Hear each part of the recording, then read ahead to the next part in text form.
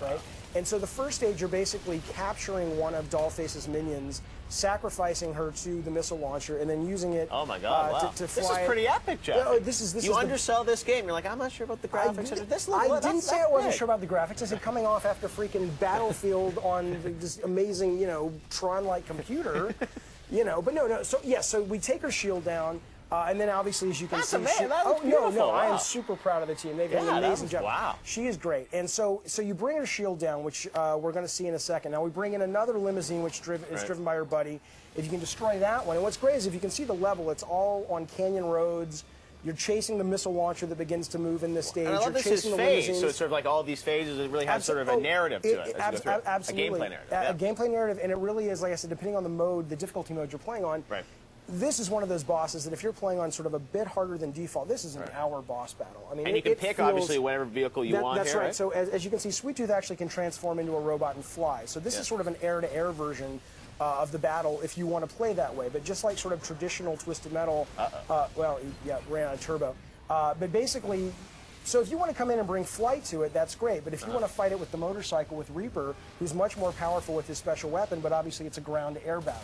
Yeah. So there's all the sort of pros and cons that you expect from sort of a fighting game or a Twisted Metal game, but we're now applying to the boss battles as well.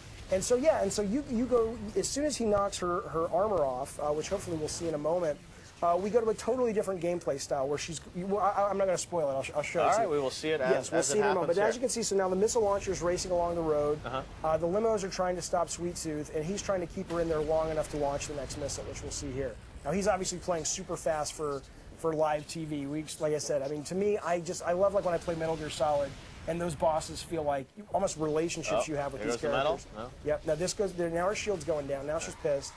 She's about to launch basically robotic baby heads from her mouth. My God! So this is what, 7-phase boss? How many? 5 to 7. We haven't finished tuning yet, but she's huge. She's absolutely huge. And how many of these bosses are we going to see throughout the single-player story? There's 3. It's one-player campaign and also split-screen co-op and online co-op. And every character. One of the things a lot of people online were like, we used to love having all of these characters, and we love all the characters too. But for us, the vehicles are the characters as well.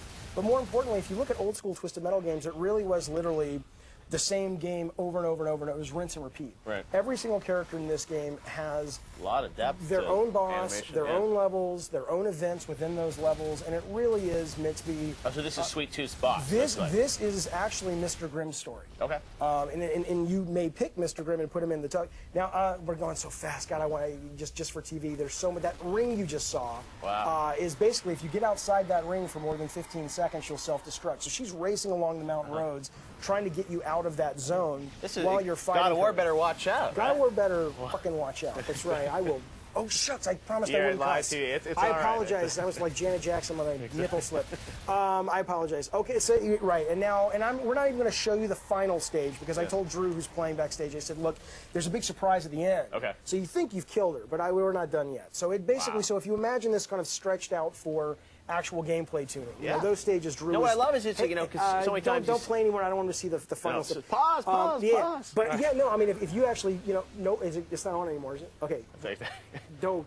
Someone else stole the control. It's kind of like but yeah. So if you actually play through it in the way we're going to tune it, it really is. I mean, you're going to sit there and you're going to be in each stage for a good long time, and it's going to when you get done, you're going to feel like holy. Well, I got to say, really impressive. Twisted Metal. It's coming out later this year in October for PlayStation 3, and if you guys stick around online on